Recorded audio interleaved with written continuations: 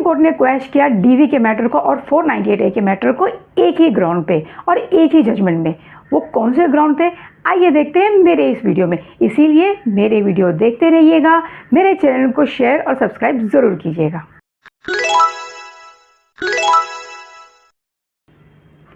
हाय viewers, supreme court का हाल ही का judgement है फरवरी 2025 का, जिसके अंदर सुप्रीम कोर्ट ने क्वैश किया 498A के केस को और डीवी के केस को एक ही ग्राउंड पर और एक ही जजमेंट में। वो ये ग्राउंड था कि इसके अंदर जनरल एलिगेशंस थे, एलिगेशन बिल्कुल भी स्पेसिफिक नहीं थे। इसके अलावा और बहुत सी बारीकी से आकलन किया गया जो स्टेटमेंट दिए गए थे एक्यूज के खिलाफ। व्यूअर्स, मैं ये स्टेटमेंट्स आपके सामने इसके लिए पेश करना चाहती हूँ ताकि आप अपने केसेस के अंदर जाके देखिए कि ये केस के अंदर, आपके केस के अंदर क्या इसी टाइप के कुछ स्टेटमेंट दिए गए हैं। तो इस स्टेटमेंट को सुप्रीम कोर्ट ने पीस ऑफ एविडेंस मानने से ही इनकार कर दिया। व्यूअर्स, ये जजमेंट आप इस वक्त मेरे स्क्रीन पर देख रहे होंगे, इस जजमेंट का डिस्क्रिप्शन आप इस वक्त मेरे स्क्रीन पर देख रहे होंगे। इस केस के अंदर वाइफ ने अपने हस्बैंड के अगेंस्ट में और अपने हस्बैंड के रिश्तेदारों के अगेंस्ट में, यानी कि अपने इन-लॉज के अगेंस्ट में केस फाइल कर रखा था 498A का और डीवी का। इसके अंदर जो मदर इन लॉ थी उनकी सिस्टर को भी पार्टी बना रखा था और सिस्टर इन लॉ की, मदर इन लॉ की जो सिस्टर थी उनके बेटे को भी, उनके अगेंस्ट में एलिगेशन ये था कि वो हमेशा उसे प्रताड़ित करते थे और उसे ये कहते थे कि आपको अपनी मदर इन लॉ और अपने हस्बैंड का कहना मानना है और अगर नहीं मानोगे तो आपको इसका कॉन्सिक्वेंसेस भुगतना पड़ेगा। इसके अलावा वो उसे जान से मारने की भी धमकी देते थे। ये कहते थे कि जब तक डाउरी डिमांड पूरी नहीं होगी तब तक आपको जान का खतरा है। तो इस तरीके की धमकी भी दी जाती थी। अब ये मैटर के अगेंस्ट में जो मदर इन लॉ की सिस्टर थी और उस सिस्टर का जो बेटा था, वो दोनों बने एप्लीकेंट और क्वेश्चन के लिए गए हाई कोर्ट के सामने। उन्होंने गुहार लगाई कि हमारे अगेंस्ट में एलिगेशंस पूरे नहीं दिख रहे हैं, बहुत ही जनरल सा एलिगेशन दिख रहा है और हमारे अगेंस्ट में कोई एविडेंस भी नज़र नहीं आ रहा है। लेकिन हाई कोर्ट ने इसे क्वैश करने से मना कर दिया और कहा कि नहीं, प्राइमा फेसी आपके अगेंस्ट में एलिगेशन दिख रहा है, फेस द ट्रायल। ऐसा कह के हाई कोर्ट ने इनकी रिट पिटीशन को डिसमिस कर दिया। अब इन दोनों ने गुहार लगाई सुप्रीम कोर्ट के सामने। व्यूअर, सुप्रीम कोर्ट ने इतने बारीकी से इनके अगेंस्ट में जो पीस ऑफ एविडेंस था उन्हें देखा और कई स्टेटमेंट को as a piece of evidence मानने से ही इनकार कर दिया। इस मैटर के अंदर 498A के अंदर चार्जशीट फाइल हुई। चार्जशीट के अंदर बहुत सारे विटनेसेस के स्टेटमेंट थे। सबसे पहला विटनेस का स्टेटमेंट जो उन्होंने देखा वो था पेरेंट्स का। जी हाँ, जो कंप्लेनेंट थी यानी कि जो वाइफ थी जिन्होंने केस फाइल कर रखा था, उनके पेरेंट्स का स्टेटमेंट। तो उन्होंने कहा कि उनके पेरेंट्स ने जो कुछ भी कहा है वो उस इन्फॉर्मेशन के बेसिस पे कहा है जो उनकी बेटी उन्हें प्रोवाइड करती थी। ये एक डायरेक्ट विटनेस तो थे नहीं, जाहिर सी बात है बेटी के मैट्रिमोनियल होम में तो ये मौजूद नहीं थे, ये तो अपने घर में रहते थे, बेटी अपने घर में रहती थी। इसके अलावा उन्होंने कहा कि जो पेरेंट्स थे उन्होंने एक और बात कही, वो ये कहते थे कि मेरी बेटी को मारा पीटा जाता था।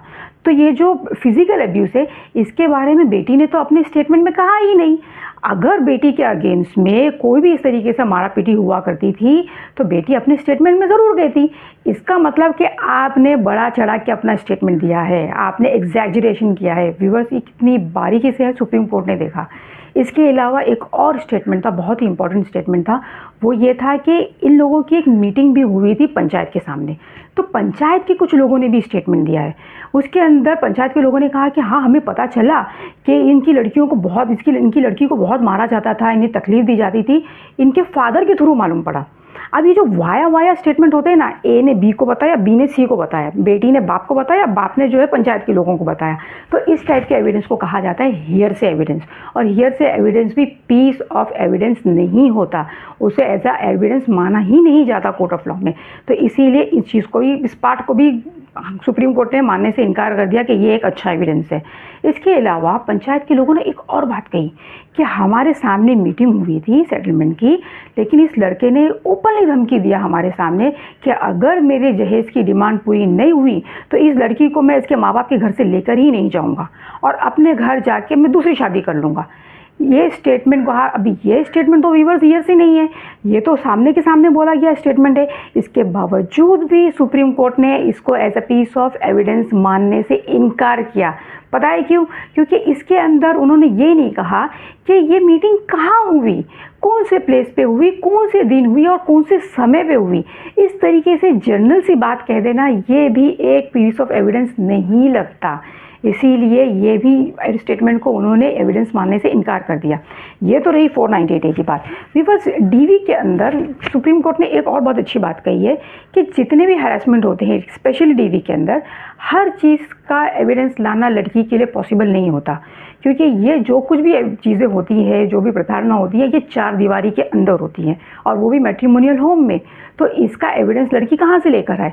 तो इसीलिए कई बार हमने भी देखा है कि हाई कोर्ट ने लड़की के स्टेटमेंट को एक अच्छा एविडेंस माना है, एक पीस ऑफ एविडेंस माना है, और उसके बेसिस पे भी लड़की के फेवर में केस गया है डीवी का।